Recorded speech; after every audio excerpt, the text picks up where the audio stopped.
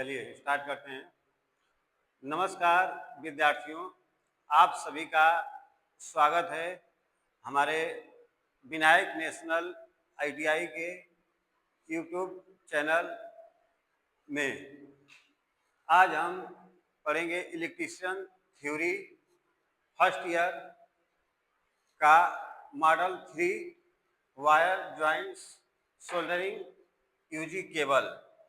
इस चैप्टर में total 52 question है। थोड़ा ज़्यादा क्वेश्चन होने के कारण इसमें दो पार्ट में बांटा गया है। तो फर्स्ट पार्ट को हम पहले स्टार्ट करेंगे। तो चलिए, पहला क्वेश्चन इसमें देखा जाता है, क्या दिया है।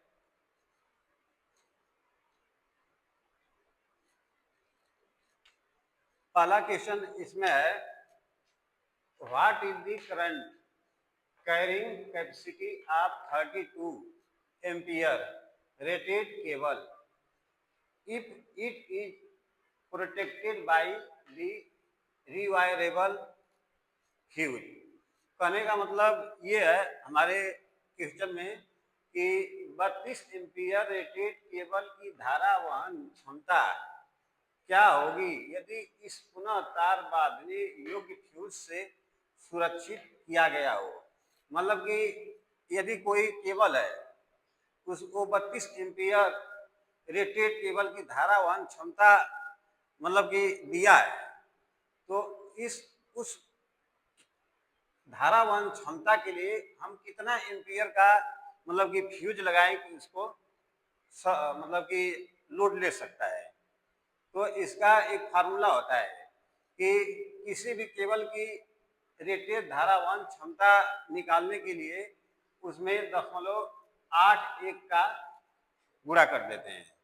0.81 एम्पियर से गुणा करेंगे तो उसकी रेटेड धारा वहन क्षमता को चलाने के लिए जो फ्यूज होगा उतना ही एम्पियर का हमें लगाना पड़ेगा। तो इसमें 32 गुणे 0.81 का हम गुणा करेंगे, जितना आएगा वही उसका आंसर हो जाएगा। तो गुणा करिए 32.81। तो इसमें देखिए 1 2 2 और 1 3 3, 8 दूनी 16 और 8 त्रिके 24, 1 25, तो 2 और 36 9, 5 2, 0.2 अंक हो जाएगा। तो इसका 25.92 आ रहा है। मतलब कि अब इसमें देखेंगे इसके आसपास कौन सा है। तो इसमें देखिए 25.92 का मतलब हो गया इसमें 26 एम्पियर। 26 एम्पियर का हमको फ्यूज बांधना पड़ेगा। तो 26 एम्पियर इसमें देखिए एक्यूरेट क्वेश्चन इसका सी सही आ रहा है। तो सही आंसर होगा सी। चाहे कितना हो भी एम्पियर का रेटेड केबल की धारा वहन क्षमता दिया हो, उसमें 0.81 से गुणा करेंगे तो उतने का फ्यूज हमें बांधना पड़ेगा। तो आगे का क्वेश्चन देखते हैं। इसका सही आंसर होगा क्वेश्चन नंबर 1 का सी।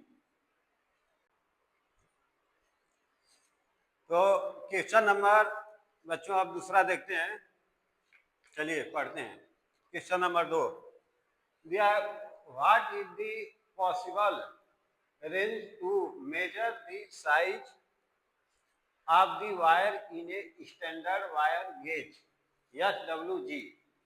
मतलब कि इसका मतलब क्या होगा, SWG से तार का आकार मापने की परस दिया है, परास होता है मतलब रेंज क्या है। तो देखिए ये स्टैंडर्ड वायर गेज से अधिकतम हम दशमलव मतलब कि 0 से लेकर 36 तक माप सकते हैं। जो वायर गेज ऐसे बनाएंगे वायर गेज, तो इसका जो इसमें ऐसे ऐसे बना रहता है साइज तार मापने के लिए, तो इसका अधिकतम 0 से लेकर के 36 तक होता है। 0 से लेकर के 36। मतलब स्टैंडर्ड वायर गेज से हम 0 से लेकर 36 तक माप सकते हैं। तो इसका सही ऑप्शन होगा इसमें 0 से लेकर 36 तक, डी। क्वेश्चन नंबर 2 का सही ऑप्शन होगा D.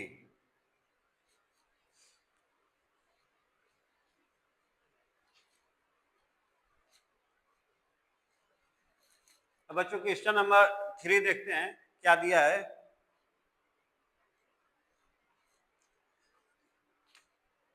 Question number 3, what is the name of the wire joints. कह रहा है कि इस तार जोड़ का क्या नाम है।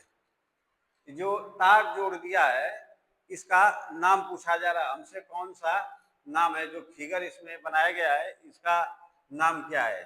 तो पहला इसमें ऑप्शन है aerial tap joint, aerial tap जोड़। दूसरा है knotted tap joint, knotted tap जोड़। तीसरा ऑप्शन दिया है duplex cross tap joint, duplex cross tap जोड़। तीसरा ऑप्शन दिया है double cross tap joint, double cross tap जोड़। तो इसमें देखिए क्वेश्चन नंबर 3 में एक होता है कि एरियल टैप जोड़। तो एरियल टैप जोड़ होता है इस तरह, जो फिगर बनाया गया है इस तरह नहीं होता है, वो दोनों तरफ से ऐसे बना करके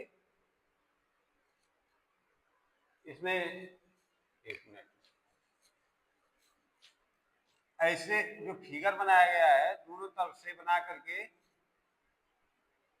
बनाया जाता है।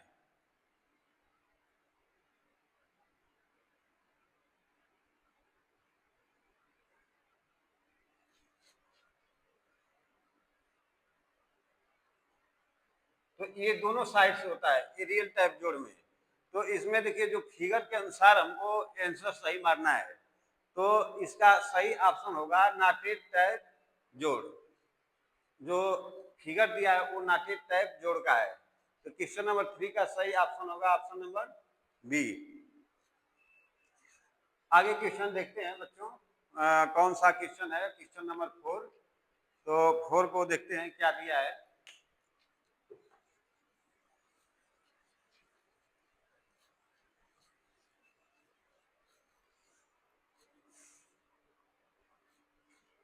क्वेश्चन नंबर 4 है, which type of soldering flux is used for soldering galvanized iron।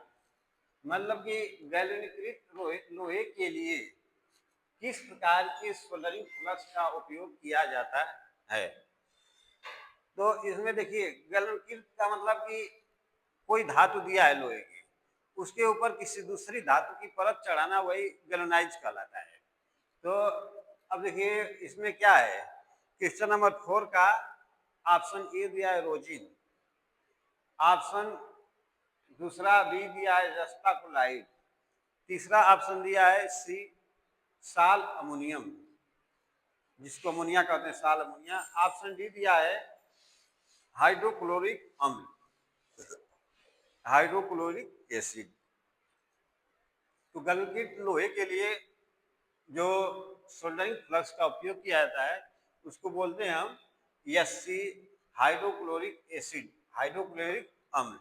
तो इसका सही ऑप्शन होगा ऑप्शन नंबर डी। अब आगे क्वेश्चन देखते हैं, कौन सा क्वेश्चन 5वां नंबर का क्या दिया है।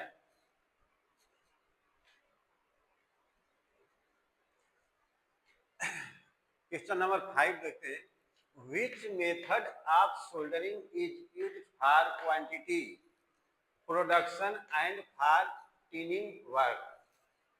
मतलब कि इंग्लिश में यह है, इसका हिंदी क्या होगी, मात्रा उत्पादन और टीनिंग कार्य हेतु कौन सी सोल्डरिंग विधि का प्रयोग किया जाता है।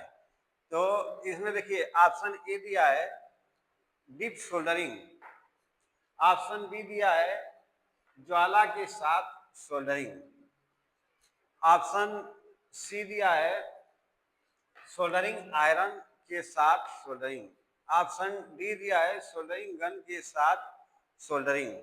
तो क्वेश्चन नंबर 5 का देखिए, जो मात्रा उत्पादन और टीम कार्य के लिए जो शोल्डर प्रयोग किया जाता है उसको हम बोलते हैं dip soldering.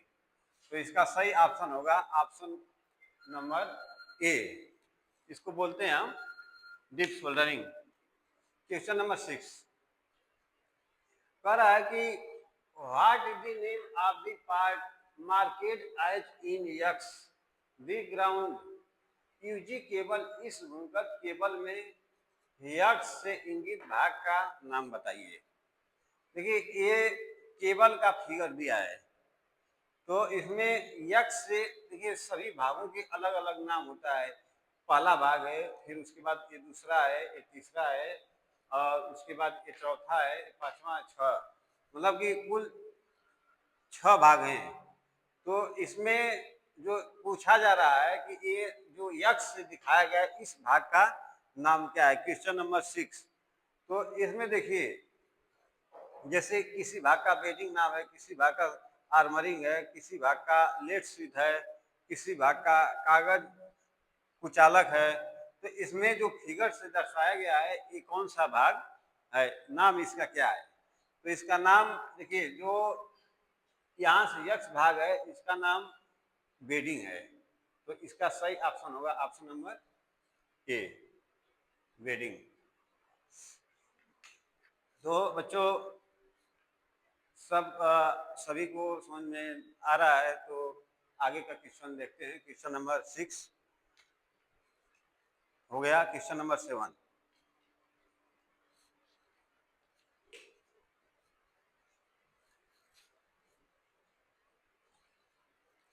What is the full form of XLPE cable. XLPE का पूर्ण रूप क्या है, मतलब कि XLPE का फुल फॉर्म पूछा जा रहा है, क्या होगा। ऑप्शन ए इसमें है cross line polyethylene. Option B excess line phase earthing. Option C cross linked polyethylene. Option D excess length paper and ebonite. तो इसमें क्वेश्चन नंबर 7 है, तो इसका देखिए जो XLPE का फुल फॉर्म होता है क्रॉस लिंकेड पोली इथिलाइन। तो इसका सही ऑप्शन होगा ऑप्शन नंबर सी। अब क्वेश्चन नंबर आगे देखते हैं। 7 हो गया। 8 क्वेश्चन नंबर 8 क्या दिया है,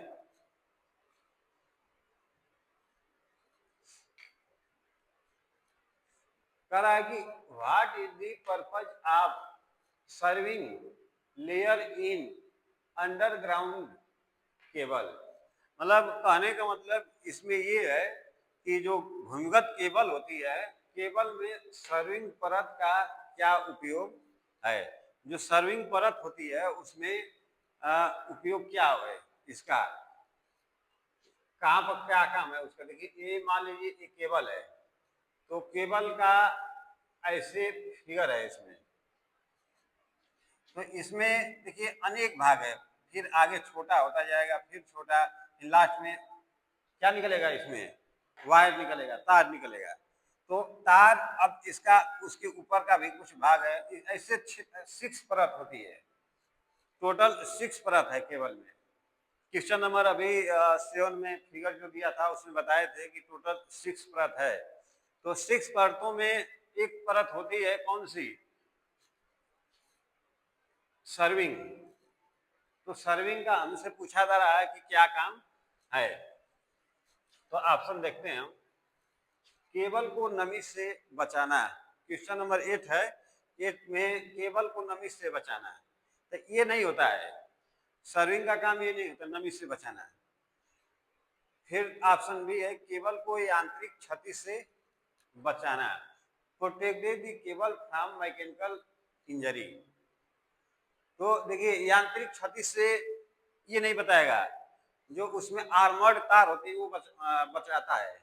फिर ऑप्शन सी है धात्विक कवच को क्षरण से बचाना है, मतलब धातु का जो उसमें कवच है उसको क्षरण होने से क्या करेगा, कोलिजन होने से बचाएगा। तो ये भी नहीं, इसका काम सर्विंग का काम होता है आर्मरिंग को वायुमंडलीय स्थिति से बचाना है। मतलब कि जो वायुमंडलीय स्थिति जैसे कि कभी गर्मी, कभी बरसात, कभी ठंडी, तो उसमें इन सभी परिस्थितियों से क्या है, वायुमंडलीय स्थिति यही है। तो कभी बहुत ज्यादा धूप हो गई, इन सभी से बचाएगा, आर्मरिंग इसी को कहते हैं। इसलिए सही ऑप्शन होगा option number D. Question number 8 का सही ऑप्शन ऑप्शन नंबर डी होगा। तो आगे का क्वेश्चन देखते हैं बच्चों कि कौन सा दिया है। क्वेश्चन नंबर 9 क्या दिया है।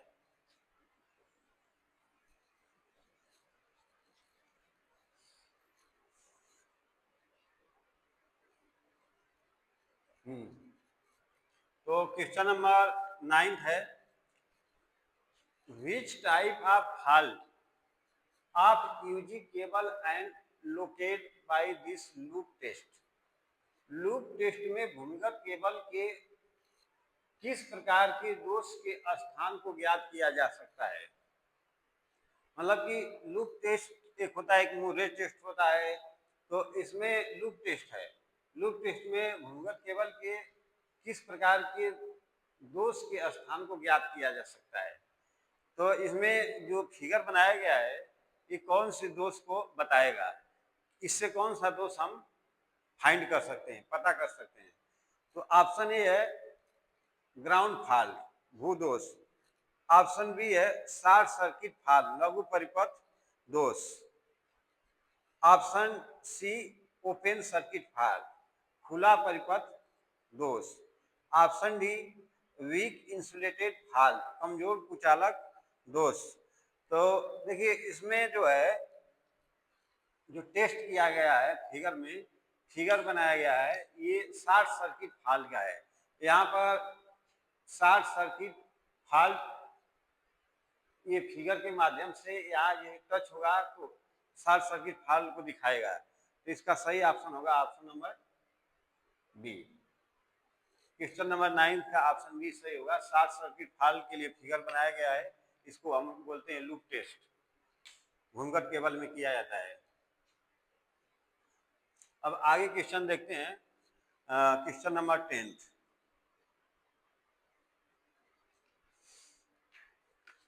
क्वेश्चन नंबर 10 देखिए क्या दिया है, which cable laying method is used in generating station.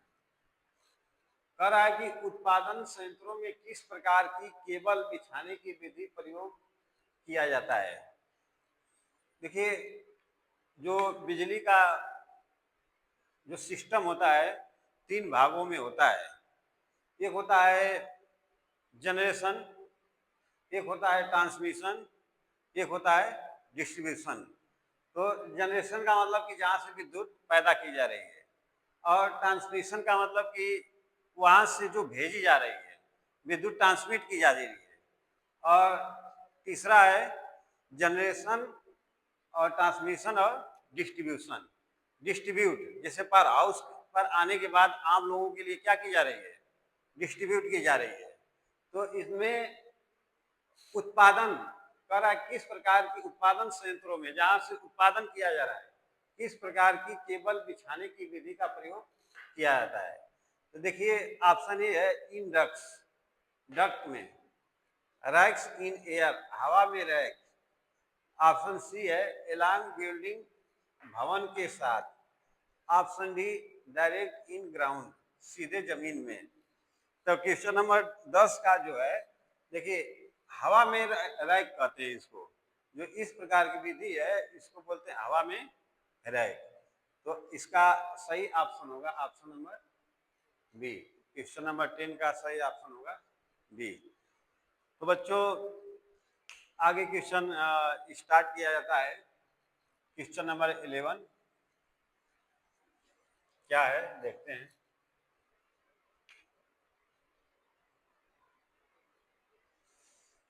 देखिए क्वेश्चन नंबर 11 जो है, how many electrons are there in the valence shell of a copper atom. कह रहा है कि तांबे के परमाणु के आबंध चक्र में कितने इलेक्ट्रॉन होते हैं। तो देखिए तांबे के परमाणु चक्र में जो इलेक्ट्रॉन कितना होगा, वो तांबे का पहले तो परमाणु क्रमांक हमें जानना होगा। तो देखिए 2, 8, 18। अब जोड़िए कितना है, 2, 8, 10, 18 कितना हो गया, 28। और देखिए तो इसका तांबे का परमाणु क्रमांक होता है 29। तो तांबे के परमाणु के आबंध चक्र में कितने इलेक्ट्रॉन होते हैं, और लास्ट में क्या बचा, 1। 29 का हम निकालेंगे इलेक्ट्रॉनिक विन्यास, तो एक लास्ट में एक बचेगा, 2, 8, 18, 1। मतलब लास्ट में 29 के बाद 28 के बाद एक बच रहा था, एक का पेयर नहीं बनेगा। तो उसके आबंध तांबे के परमाणु के आबंध चक्र में जो इलेक्ट्रॉनों की संख्या होगी 1 होगी। इसका सही ऑप्शन होगा ऑप्शन नंबर 1, ये सही होगा। तो आगे क्वेश्चन नंबर 12 देखते हैं क्या दिया है।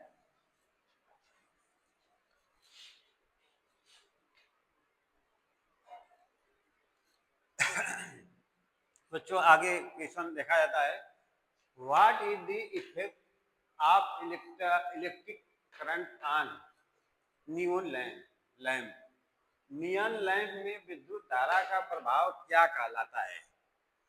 जो विद्युत धारा के जो प्रभाव हैं वो क्या कहलाते हैं नियॉन लैंप में, जैसे हीटिंग इफेक्ट, ऊष्मीय प्रभाव, मैग्नेटिक इफेक्ट, चुंबकीय प्रभाव, रासायनिक इफेक्ट, केमिकल इफेक्ट उसको बोलते हैं, और गैस आयनाइजेशन इफेक्ट, गैस आयनीकरण प्रभाव। तो देखिए नियॉन लैंप में विद्युत धारा का जो प्रभाव होता है वो गैस आयनीकरण प्रभाव कहलाता है। क्योंकि देखिए विद्युत धारा के अनेक प्रभाव हैं, चुंबकीय प्रभाव, ऊष्मीय प्रभाव, रासायनिक प्रभाव, तो ऐसे अनेक प्रभाव होते हैं। तो इसमें नियॉन लैंप में क्या है कि गैस भरी जाती है और आयनों के माध्यम से उसमें रासायनिक क्रिया कराई जाती है, तो हमारा लैंप जलता है। तो इसलिए सही ऑप्शन होगा option number D. Neon lamp में विद्युत धारा का प्रभाव जो कहलाएगा गैस आयनीकरण प्रभाव कहलाएगा, तो सही ऑप्शन होगा ऑप्शन नंबर डी। तो बच्चों आगे का क्वेश्चन हम स्टार्ट करते हैं। क्वेश्चन नंबर 13 क्या दिया है,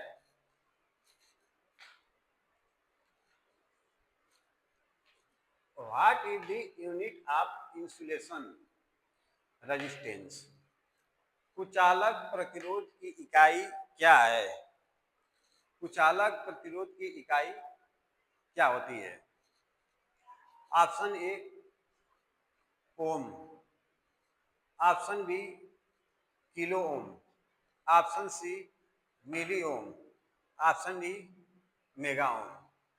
तो देखिए जो कुचालक प्रतिरोध दिया है, प्रतिरोध की इकाई तो ओम होती है, लेकिन यहाँ पर क्या दिया है कुचालक प्रतिरोध। तो इसमें कुचालक प्रतिरोध को हम मापते हैं मेगा ओम में। ठीक, तो सही ऑप्शन होगा option number D. Question number 13 का सही ऑप्शन होगा ऑप्शन नंबर डी। आगे का क्वेश्चन देखते हैं, क्वेश्चन नंबर 14। तो बच्चों क्वेश्चन नंबर 14 देखते हैं क्या दिया है। Which electrical device is the cross access current protection। कौन सा विद्युत उपकरण अधिक अतिरिक्त धारा संरक्षण है। कार्टिएज पहला ऑप्शन है, नहीं पहले क्वेश्चन को ध्यान से देखिए क्या कह रहा है, कौन सा विद्युत उपकरण अधिक अतिरिक्त धारा संरक्षण है। मतलब कह रहा है कि कौन सा विद्युत उपकरण है अत्यधिक धारा को रोक सकता है, संरक्षित कर सकता है। Cartridge fuse, cartridge fuse. पुनः ऑप्शन बी पुनः तार बांधने योग्य fuse. Option C miniature circuit breaker. Option D high rupturing क्षमता का फ्यूज। तो इसका देखिए, जो विद्युत कौन सा विद्युत पर अधिक अतिरिक्त धारा संरक्षण है, तो पुनः तार बांधने योग्य फ्यूज जो होता है अतिरिक्त धारा को क्या करता है, रोक सकता है। जैसे कि मान लीजिए तार है, अपने अनुसार मोटा पतला हम लगा देंगे तो ज्यादा धारा रोकेगा, अत्यधिक धारा को रोक सकता है। तो इसका सही ऑप्शन होगा ऑप्शन नंबर बी, पुनः तार बांधने योग्य फ्यूज। इसलिए अब चलिए आगे का क्वेश्चन देखते हैं। क्वेश्चन नंबर 15 क्या दिया है, तो बच्चों स्टार्ट करते हैं। क्वेश्चन नंबर 15 कर which type of joint is used for extending the length of conductor in overhead lines। कह रहा है कि सिरोपरी लाइन में चालक की लंबाई बढ़ाने हेतु तो किस प्रकार के जोड़ उपयोग किए जाते हैं। ठीक ना, कह रहा है कि सिरोपरी लाइन में चालक की लंबाई बढ़ाने हेतु किस प्रकार के जोड़ उपयोग किए जाते हैं। तो पहला ऑप्शन है इसका फर्ड ज्वाइंट, इसका फर्ड ज्वाइंट। दूसरा ऑप्शन बी है एरियल टाइप जोड़। तीसरा option C Britannia T joint, Britannia T जोड़। चौथा ऑप्शन डी वेस्टर्न यूनियन जोड़। तो चालक में चालक की लंबाई, मतलब कि लाइन में चालक की लंबाई बढ़ाने हेतु जो तार, अगर तार की लंबाई बढ़ाना है तो कौन से जोड़ हमको उपयुक्त रहेगा। तो क्वेश्चन नंबर 15 का सही होगा वेस्टर्न यूनियन जोड़ बोलते हैं इसको। सही ऑप्शन होगा ऑप्शन नंबर डी। तो बच्चों अगर हमारे चैनल को लाइक और सब्सक्राइब कर लीजिए जो जो लोग नहीं किए हैं। इसलिए चलिए आगे क्वेश्चन देखते हैं। क्वेश्चन नंबर 16 कह रहा है कि which type of soldering flux is used for soldering aluminium conductors. तो एल्यूमिनियम चालकों को सोल्डर करने हेतु किस प्रकार के सोल्डरिंग फ्लक्स का प्रयोग किया जाता है। Option A tallow, option B केर अल लाइट, ऑप्शन सी जस्ता को लाइट, option D sal ammonia rosin. तो इसमें देखिए एल्युमिनियम चालकों को सोल्डर करने हेतु जो फ्लक्स, जो सोल्डरिंग फ्लक्स का प्रयोग किया जाता है उसको हम बोलते हैं केर अल लाइट। तो सही ऑप्शन होगा ऑप्शन नंबर बी। 16 का सही ऑप्शन होगा ऑप्शन नंबर बी। तो बच्चों आगे का क्वेश्चन देखते हैं। क्वेश्चन नंबर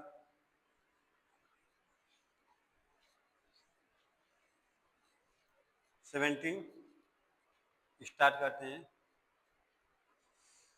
कह रहा है कि what is the effect on molten solder due to repeated melting है।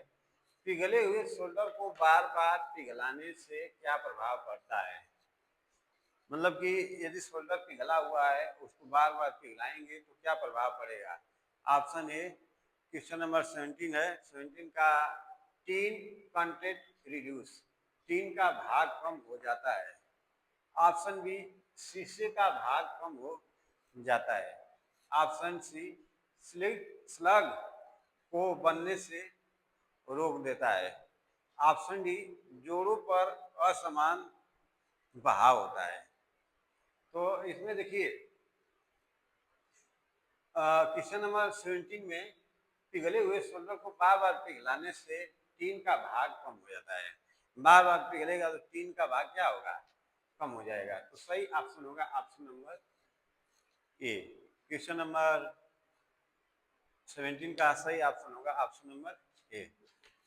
तो बच्चों आगे क्वेश्चन देखते हैं। अगला क्वेश्चन कौन सा है? Question number 18। What will happen to PVC insulation in cable?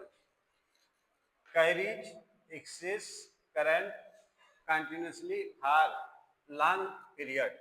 Cable के पीवीसी कुचालक का क्या होगा यदि अत्यधिक धारा लंबे समय तक बहती रहे?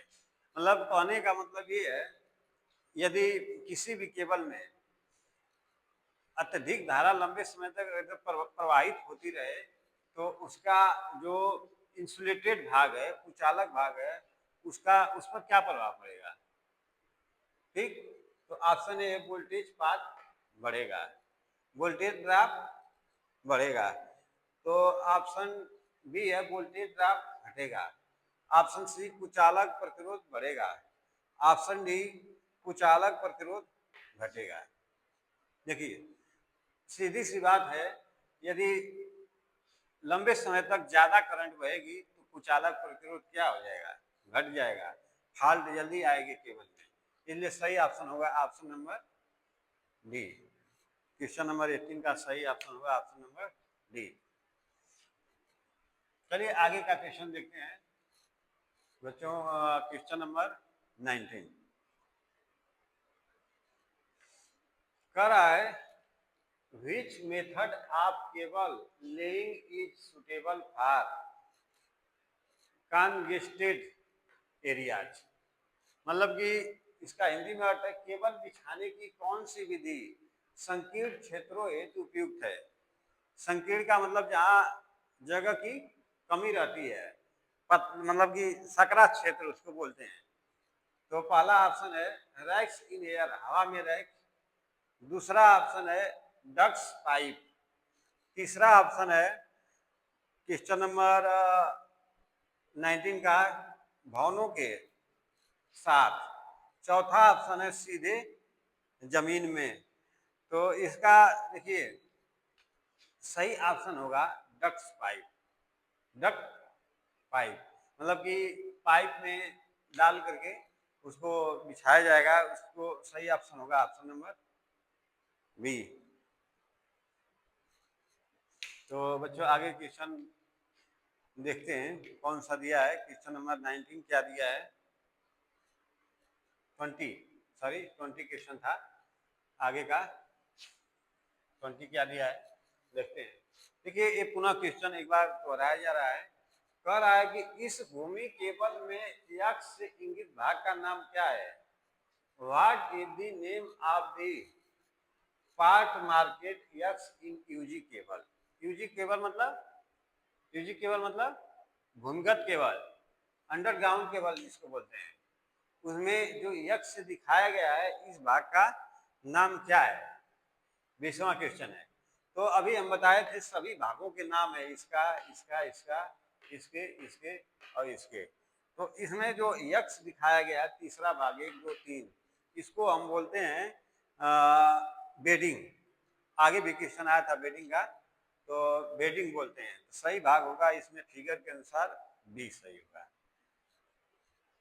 तो क्वेश्चन नंबर 20 का बी सही क्वेश्चन होगा, आंसर होगा। तो चलिए आगे स्टार्ट करते हैं क्वेश्चन नंबर 21।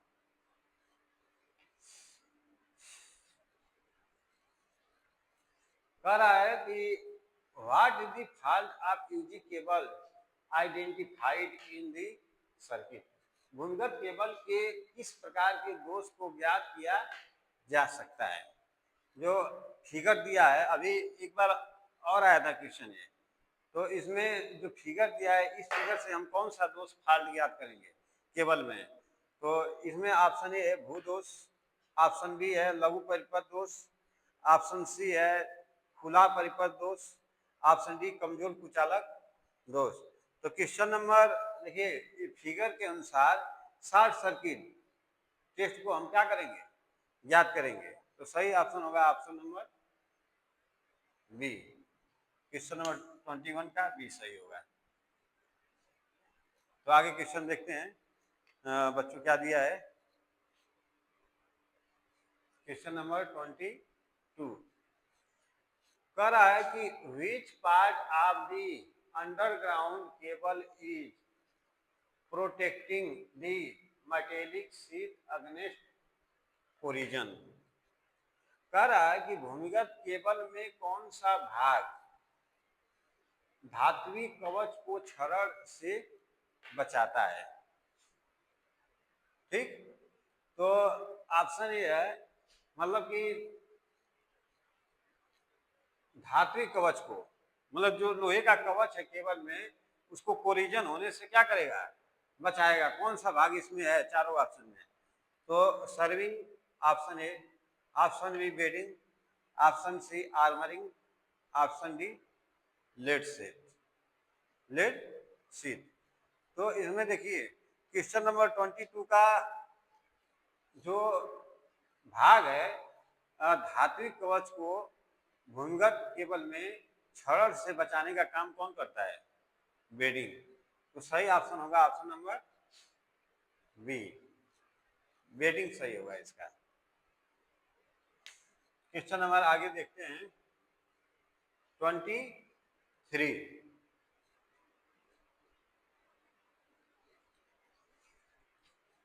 तो क्वेश्चन दिया है 23, why the soldering iron must be kept into A stand that not in use while soldering.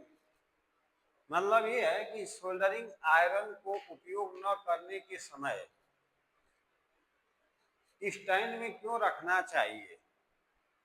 मतलब कि सोल्डरिंग आयरन अगर हम यूज कर रहे हैं और यूज करने के बाद हमें स्टैंड में क्यों रखना चाहिए, कहने का मतलब ये। तो ऑप्शन ए दिया है, जलने एवं अग्नि को रोकता है। ऑप्शन बी अतिरिक्त ऊष्मा को नियंत्रित करने हेतु। ऑप्शन सी है सोल्डरिंग प्रक्रिया का समय बचाने हेतु। ऑप्शन डी संचालक को विद्युत झटके से बचाने हेतु। तो इसमें देखिए, अब मान लीजिए कि हम लकड़ी पर रख दिए, उसके स्टैंड में नहीं रखे, तो लकड़ी पर रखने से क्या होगा, सोल्डरिंग हीट रहेगा तो उसमें लकड़ी में आग लग सकती है। तो ये सब क्या है, नुकसान है, सावधानियां नहीं है। तो ये देखिए इसमें जो है अतिरिक्त ऊष्मा को एक जलने एवं अग्नि को रोकता है। जैसे मान लीजिए कि स्टैंड में रख दिए तो आग लगने से क्या होगा, रोकेगा। तो सही ऑप्शन होगा ऑप्शन नंबर ए, 23 का ऑप्शन ए सही होगा। अब देखिए अतिरिक्त ऊष्मा को नियंत्रित करने हेतु, तो बी नहीं होगा। क्यों? क्यों वो अतिरिक्त ऊष्मा को नियंत्रित नहीं करेगा ना। फिर उसके बाद सोल्डरिंग प्रक्रिया का समय बचाने हेतु, तो उससे समय से कोई मतलब है नहीं। फिर डी है संचालक को विद्युत झटके से बचाने हेतु, और स्टैंड में रखेंगे तो विद्युत झटका थोड़ा मतलब नियंत्रित होगा। तो इसलिए सही ऑप्शन होगा ऑप्शन नंबर ए। तो आगे क्वेश्चन देखते हैं कौन सा दिया है, 24 क्या दिया है इसमें। Which type of wire joint is found in the junction box. कह रहा है हिंदी में इसका, जंक्शन बॉक्स में किस प्रकार के तारों के जोड़ पाए जाते हैं।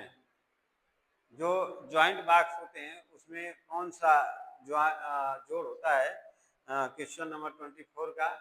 तो देखते हैं, एरियल, पहला ऑप्शन एरियल टाइप जोड़, दूसरा ऑप्शन सीधे टाइप जोड़, तीसरा ऑप्शन राइट टेल जोड़, चौथा ऑप्शन मैरिट जोड़। तो इसमें देखिए 24 का जो सही ऑप्शन होगा ऑप्शन नंबर सी सही होगा। क्यों कि जंक्शन बॉक्स में छोटे जोड़ होते हैं, तो इसको बोला जाता है राइट टेल जोड़, शॉर्ट टेल जोड़ होते हैं। तो इसमें अब इसमें देखिए सही ऑप्शन होगा ऑप्शन नंबर सी। तो इसमें एरियल टाइप जोड़ नहीं होगा, सीधे टाइप भी जोड़ नहीं होगा, क्योंकि लॉन्ग जोड़ लगाना पड़ता है सीधे टाइप जोड़ में। मैरिज जोड़ में मजबूती के लिए होता है। तो इसका सही ऑप्शन होगा ऑप्शन नंबर सी। तो आगे क्वेश्चन देखते हैं 25 क्वेश्चन। क्या है, कह रहा कि इस what is the name of the joint, इस जोड़ का क्या नाम है। तो ऑप्शन ए है मैरिज ज्वाइंट, ऑप्शन बी इसका फर्क जोड़, ऑप्शन सी वेस्टर्न यूनियन जोड़, ऑप्शन डी ब्रिटानिया जोड़। तो देखिए क्वेश्चन नंबर 25 का इसमें जो फिगर बनाया गया है, इसमें एक दूसरे को देखिए बांधा गया है, इधर से और इधर से दो तार के टुकड़े लेकर के। तो ये कौन सा जोड़ है, मजबूती के लिए होता है, इसको बोलते हैं मैरिज जोड़। एक दूसरे में फंसाया गया है, देखिए यहाँ पर। तो मैरिज में क्या होते हैं लोग, एक दूसरे में बंध जाते हैं, इसलिए देखिए बांधा गया है एक दूसरे के साथ मजबूती से, ताकि जीवन भर साथ न छूटे। तो इसका सही ऑप्शन होगा ऑप्शन नंबर ए, मैरिज जोड़ बोलते हैं इसको। बच्चों आगे देखिए क्वेश्चन 26 कह रहा कि what is the use of Britannia joint, Britannia T joint, मतलब इसका अर्थ है ब्रिटानिया टी जोड़ का क्या उपयोग है। ब्रिटानिया टी जोड़ में क्या उपयोग किया था। ऑप्शन ए है लाइन की लंबाई को बढ़ाना, आंतरिक और वाय, ऑप्शन बी आंतरिक और वाय वायरिंग स्थापित करना, ऑप्शन सी चालक पर यांत्रिक तनाव आवश्यक नहीं, ऑप्शन डी सिरोपरी लाइन में से सेवा जुड़ाव हेतु जोड़ना है। तो बच्चों ब्रिटानिया टी जोड़ जो होता है, इसमें सिरोपरी लाइन से सेवा जुड़ाव हेतु जोड़ना होता है। तो इसका सही ऑप्शन होगा ऑप्शन नंबर डी, डी इसका करेक्ट आंसर होगा। और ए में लाइन की लंबाई को बढ़ाना, तो लाइन की लंबाई को बढ़ाने के लिए वेस्टर्न यूनियन ज्वाइंट का प्रयोग किया जाता है, ठीक। और दूसरा है आंतरिक और वाय वायरिंग स्थापित करना, तो इसमें आंतरिक और वाय वायरिंग नहीं होती है, क्योंकि वो घरों में वायरिंग होती है। ब्रिटानिया जोड़ इसमें दिया है। और तीसरा है चालक पर यांत्रिक तनाव आवश्यक नहीं, तो यांत्रिक तनाव ओवरहेड लाइनों पर होता है, तो इसमें नहीं होगा ब्रिटानिया टी जोड़ में, इसलिए इसका सही ऑप्शन होगा ऑप्शन नंबर डी। तो बच्चों अब आगे का क्वेश्चन देखते हैं।